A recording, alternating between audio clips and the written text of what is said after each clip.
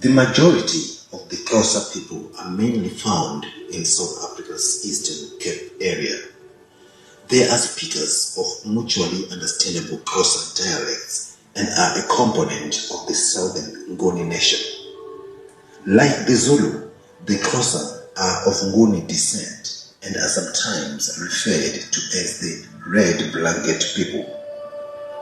The word Xhosa refers to a broad category of great clans, including the Bondo, Bomvana, Tembu, and the actual Xhosa group. The traditional colors of the Xhosa, Tembu, and Bomvana, also known as the red ones, were red and the orange of ochre.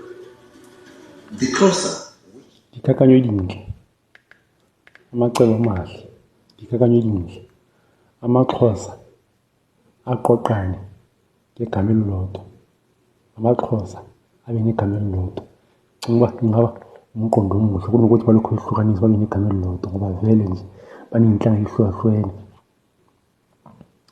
nanoma yikuphi la uyakhona njengabeSuthu baney'nhlanga so kukhona abakhatla kukhona abakwena khona abarulungu kanjalo wena fanele uzazi ukuthi uphila ngakuphi uhlanga manje mina ngicabanga ukuthi ungaba icebo elihle ukuthi amaXhosa abe negama elilodwa mhlawumbe bangayibiza ngamaKei ngoba vele e-Eastern Cape kwakade kune-Transkei ne-Ciskei kuhlukaniswe umfula waseKei the Kei River wakade ubizwa ngeNciva ngesiXhosa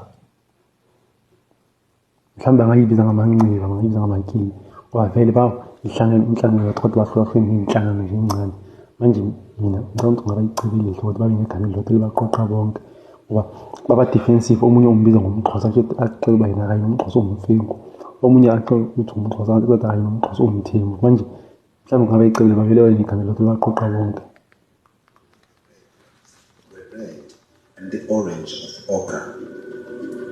The Xhosa, which included the Ngaleka, Ngqiga, Ndlambe, and Dushani clans, the Tembu, and the Pondo, were the first group of early Nguni immigrants to settle in Southern Africa.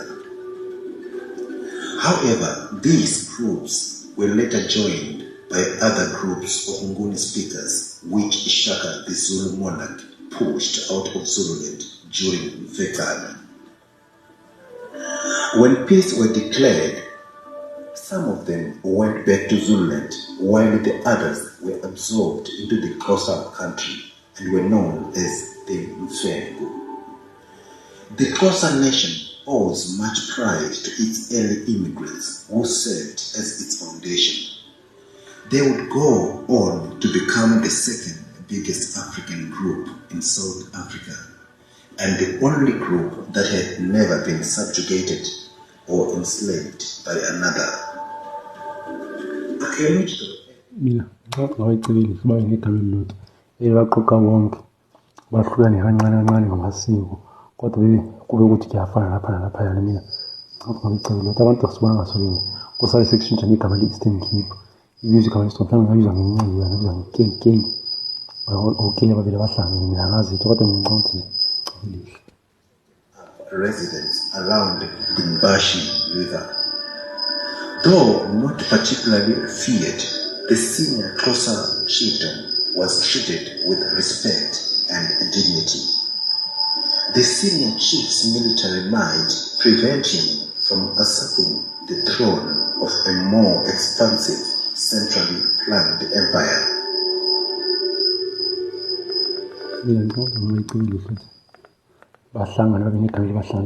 As a result, there are several dialects of Xhosa.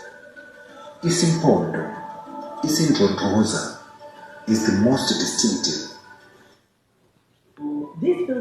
Isimpondo baze bayithathe njengohlanga oluhlukile so mhlawumbe kungakuhle ukuthi babe nesifundazwe sabo la bazoyiphatha khona bazobe bacade bawuhlukile ngapende bayinhlanga ey'mele kungahlanganiswa into engahlala njengamabhaca asuka lapha kaZulu.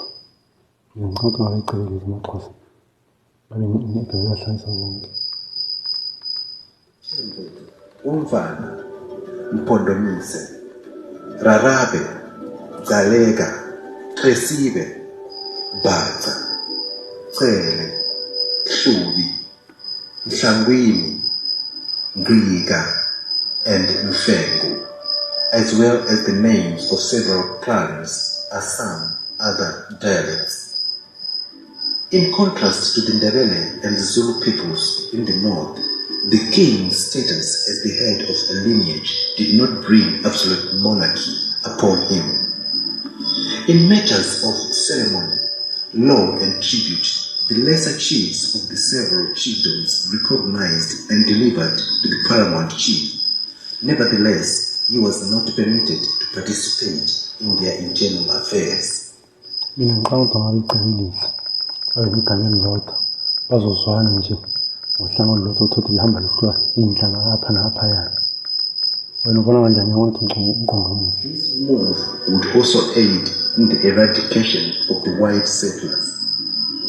Promoted by Uncle Mhlakaza, Nongausi's prophecy swiftly spread across the populace like wildfire. About 20,000 people starved to death in the aftermath, and an additional 30,000 were dispersed among the white farms in the periphery, where they looked for jobs to supplement their food supply.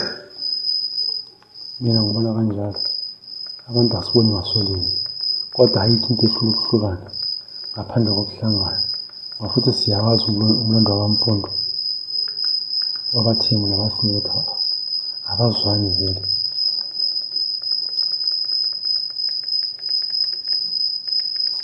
Manje mhlawumbe bangavele babe negama elibahlanganisayo kuzokwakha ukuzwana.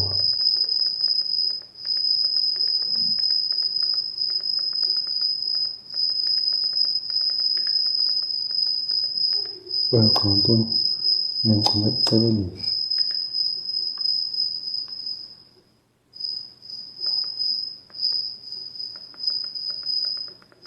Ngicabanga icebo elihle kodwa vele bahlangane babe negama elibaqoqa bonke.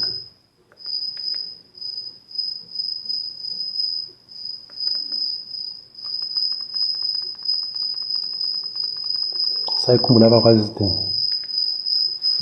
Simbonile uZuzu engazithobeli izithethe zabazali nothando abazali abanalo kuye. Ingaba umelele ngokwaneleyo ekuncamatheleni ukuganana.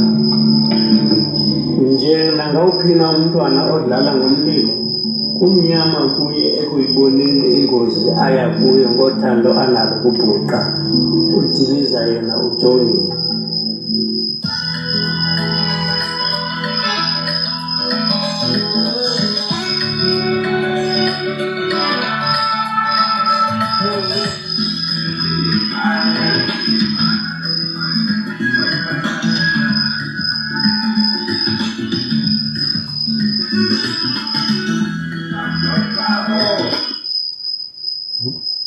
Umthembu nomhlubi